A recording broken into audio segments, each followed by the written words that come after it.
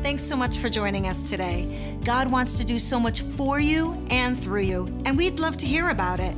Take a moment to send your story to stories@parkerhill.org. And if you'd like to partner with us financially, you can do that by going to parkerhill.org/give and choose the giving option that works best for you. Well, thanks for joining us. We hope you enjoy today's message. Welcome back to the second week in our series, You'll Be Glad You Did. My name is Dan. I'm one of the pastors here at Parker Hill. And this series is all about the decisions you can make at key points in your life, in seasons when it's most important, so that looking back on those seasons, you'll say, man, I'm so glad that I did that. And we picked this series as pastors because we have conversations all the time with people who look back on a season of their life and they have nothing but regret in their heart, and they have heartache when they share their stories with us. We also picked this because, as pastors, we've made mistakes in seasons of our life, and we wish we could teleport back in time and talk to ourselves and tell us to go a different direction. And so this series is full of that wisdom to help you make those kind of decisions and those seasons of your life. And I want to be clear that this series is not really about regrets. It's about sharing with you the wisdom that you need to make the key decisions that you need to make so that these seasons of life are not wasted. And looking back, you'll be glad you did. I was talking to one of our awesome crew members this past week. He was sharing with me how much he appreciated the start of this series and how helpful it was. And then he said to me, why do we hear so well at 75 and not 25? And I thought, that's it. That's what this series is all about. Because here's what I know. You have people around you, you have people cheering for you, polling for you, praying for you, that you would put into practice some of what you hear today that would save you from some heartache down the road and steer you towards a good life. And so, after this series, we're looking at those different phases of life and looking to the Bible for guidance on how to navigate these seasons well. So let's get to it. Today, we're gonna talk about this phase, marriage, true love. And if you don't know what I'm doing there, you have a regret in your past that you need to rectify. You need to go back and watch The Princess Bride, and you'll be glad you did.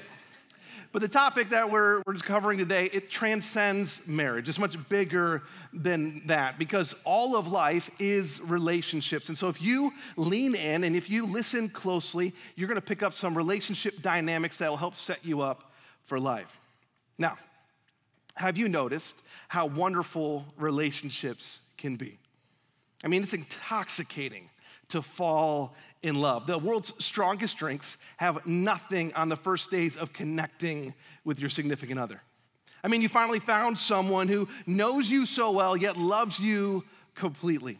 You found someone who knows everything about you, but isn't turned off by you. Someone that you are safe with. Someone who thinks you're the best thing since sliced bread. While you look in the mirror and you see things that you don't like, they look at you and the same person and they see all kinds of things that they do like. Have you noticed how wonderful relationships can be?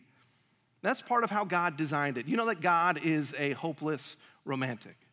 I mean, he invented fireflies and bioluminescent beaches and sunsets and stars and waterfalls. He designed man and woman to enjoy one another. He made us for a friendship on a deep level.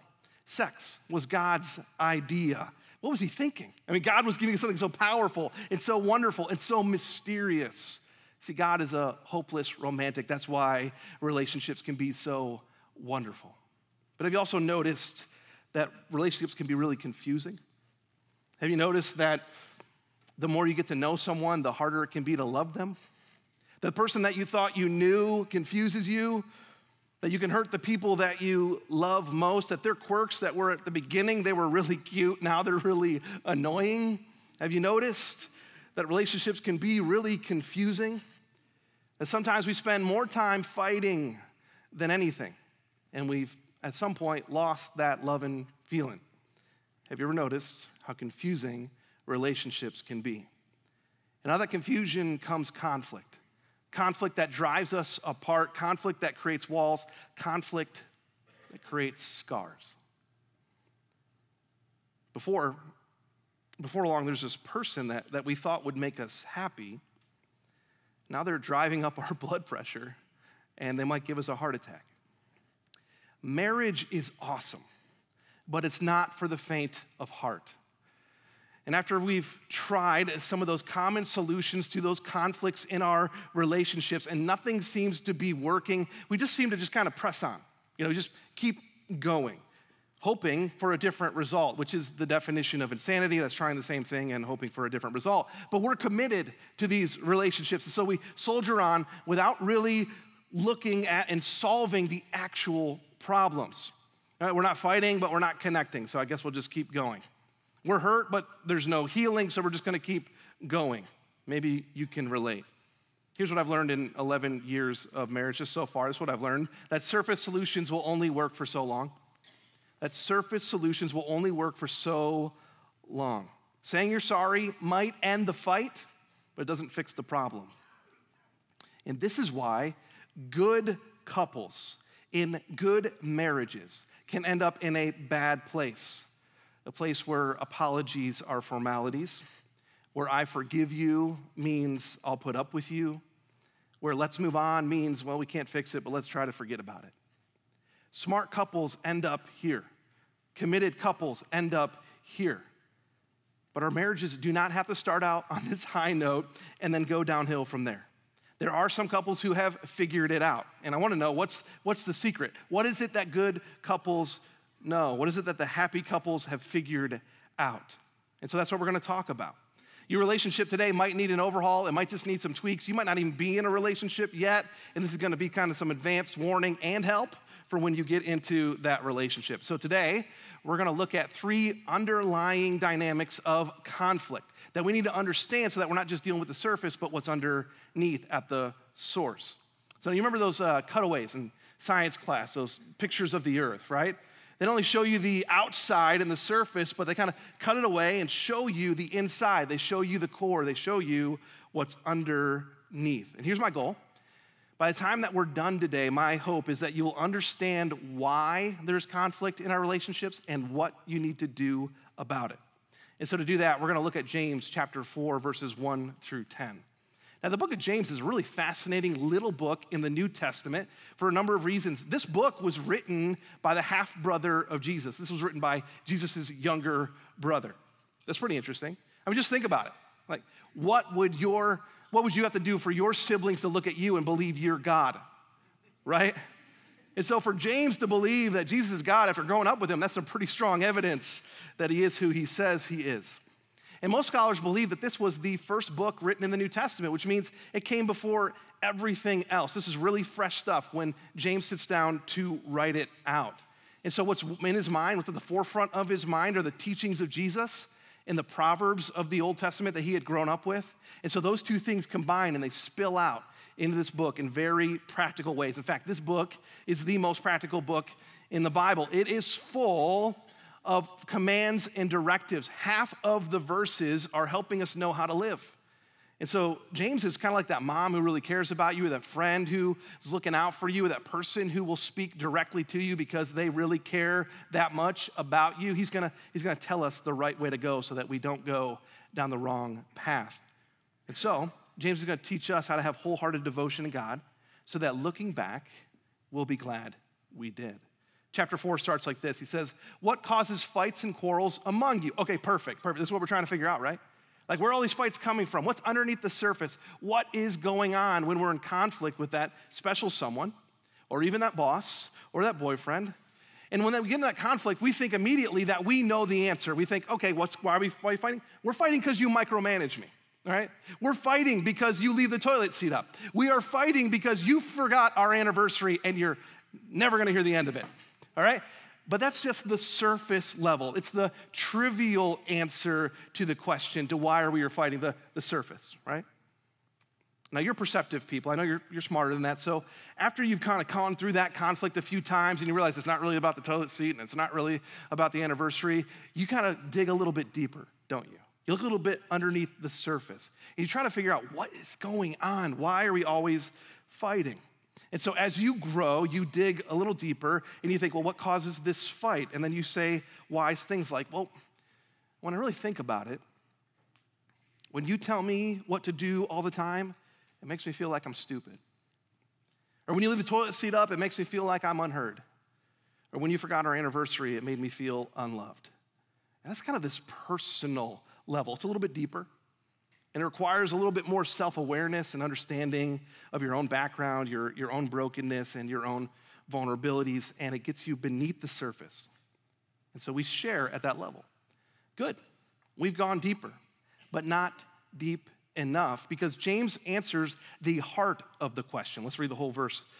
What causes fights and quarrels among you? Don't they come from your desires that battle within you?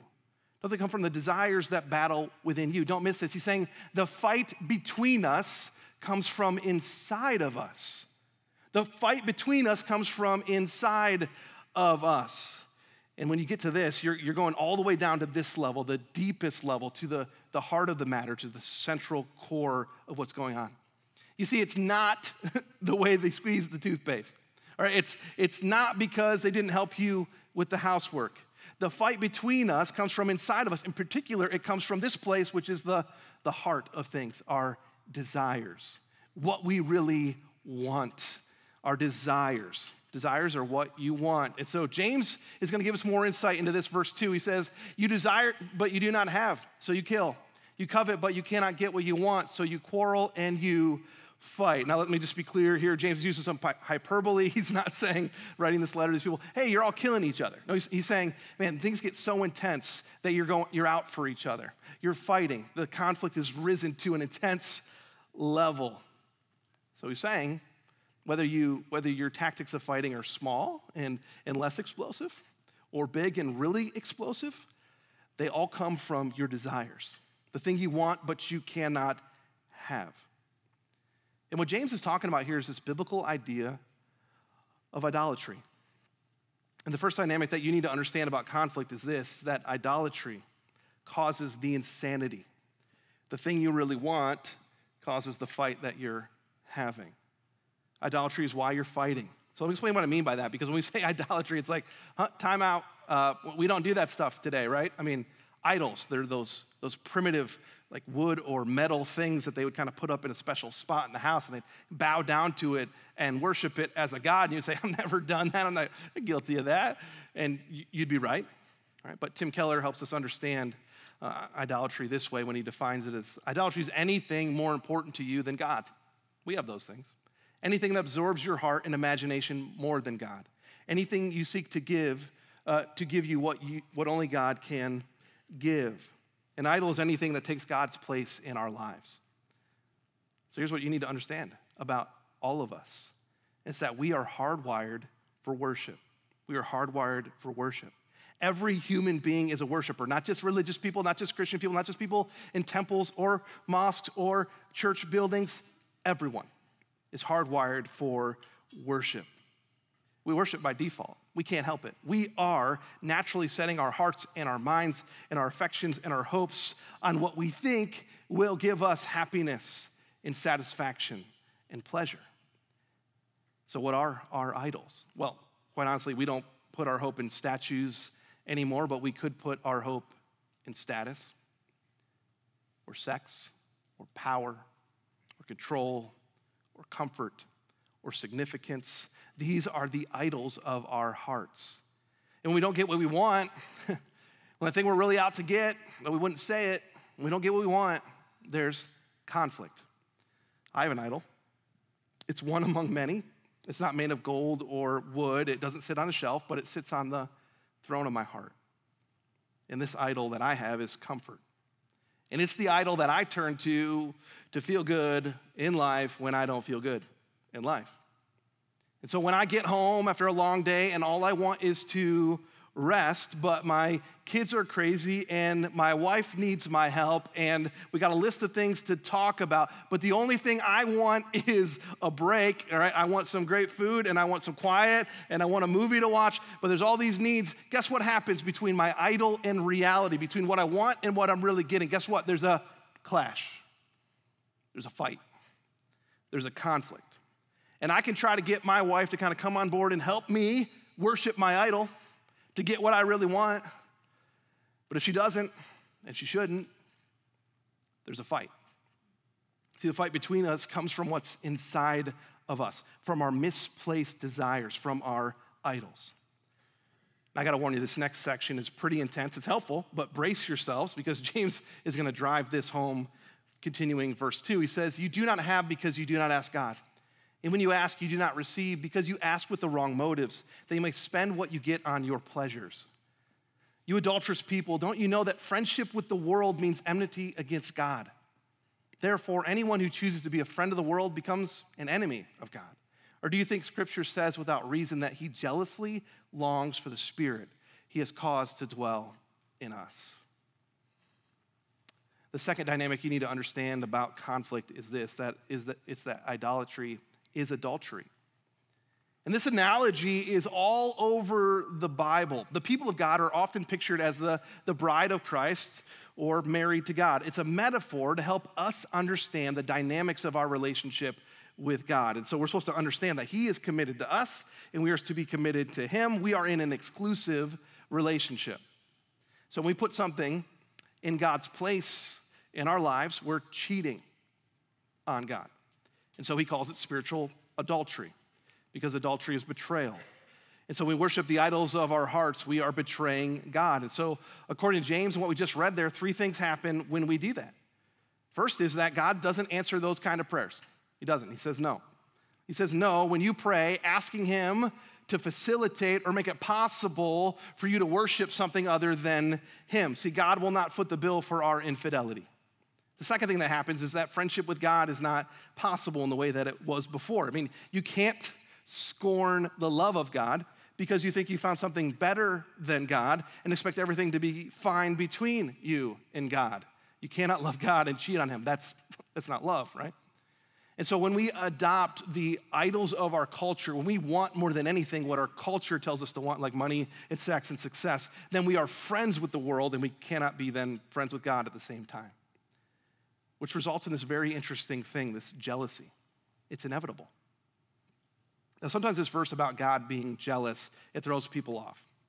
He said, or do you think Scripture says without reason that he jealously longs for the Spirit that he has caused to dwell in us?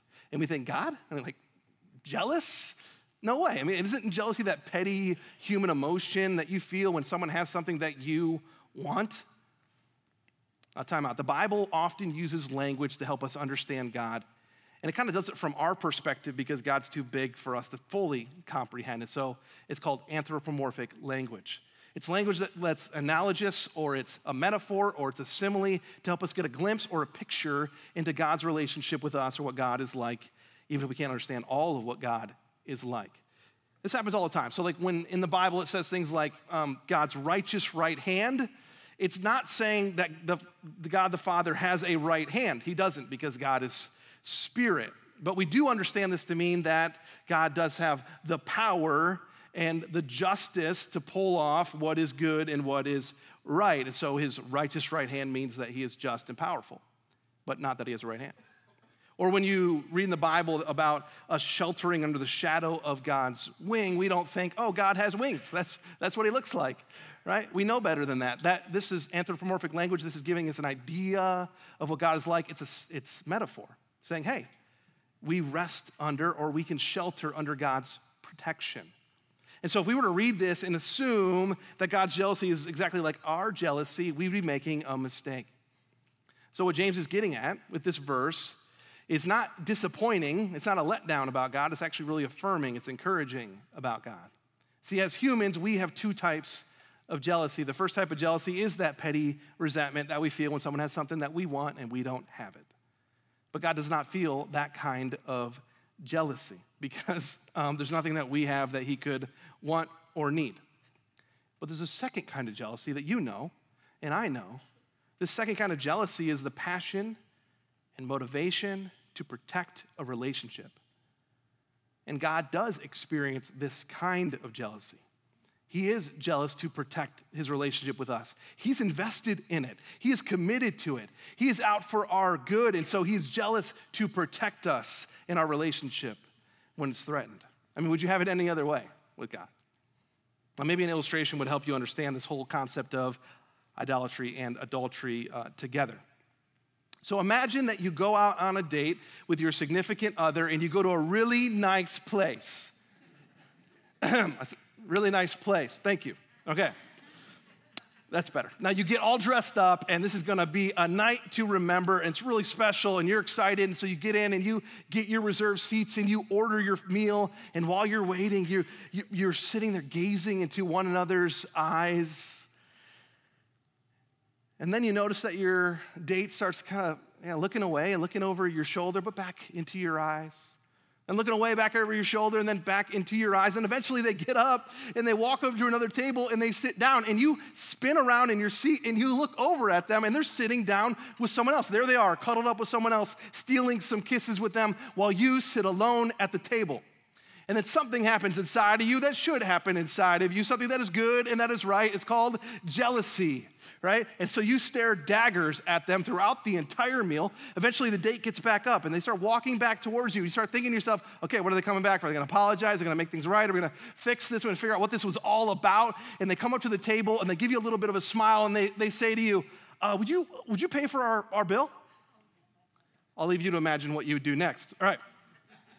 This is the picture that James is painting. He's saying when you are in a relationship with God, yet you go to another date, you follow your other idols, and you worship something else, you're cheating on God. And so to come back to him and pray and say, God, help me out with all this stuff, he'd be like, no, that wouldn't help you anyway. That would hurt you. God will not fund our infidelity. And we can't be friendly with God and the world at the same time. We have to pick the date. We have to pick the table. We have to pick one.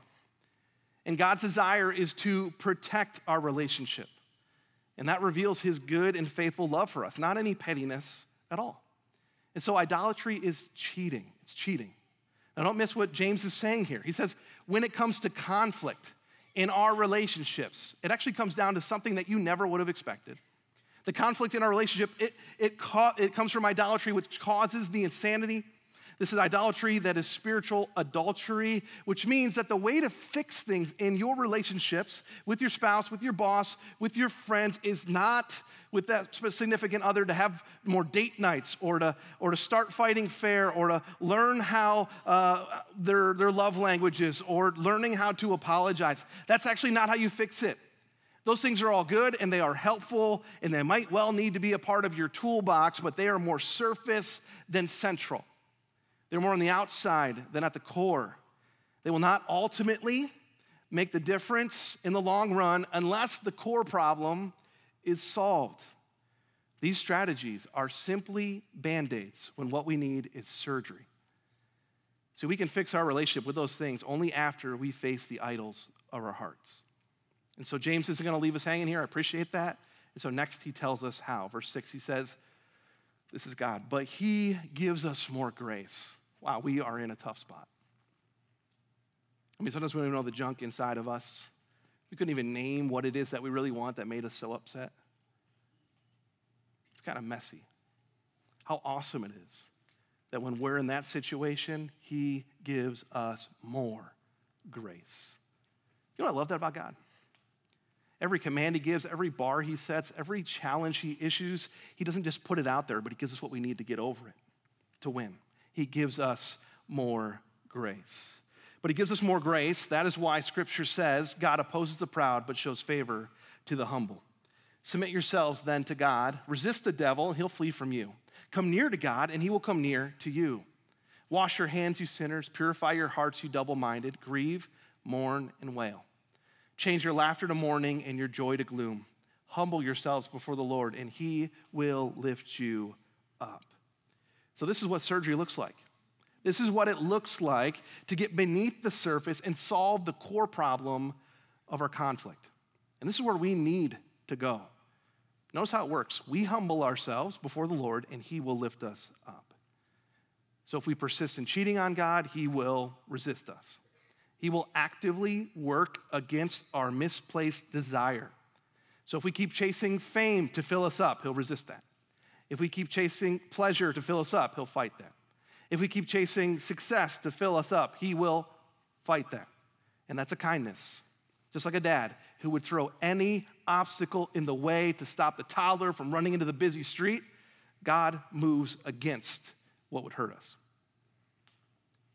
And so if we were to take our sin seriously, if we'll take a moment away from all the constant distraction and entertainment, if we'd look at our own brokenness and mourn it in the way that it creates a rift between us and God and it wounds the people around us, if we would leave the other table and the cheap date and come back, there's grace for that.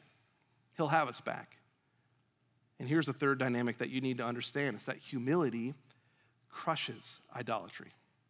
Humility crushes idolatry. See, this idolatry, it causes the insanity. The fight between us comes from inside us. And idolatry is adultery. It's the spiritual problem that comes first.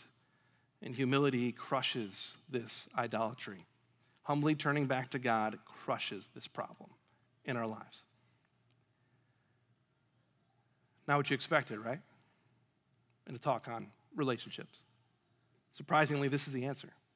But this is not what thousands of books on Amazon on marriage are waiting right now for you to buy and consume and believe.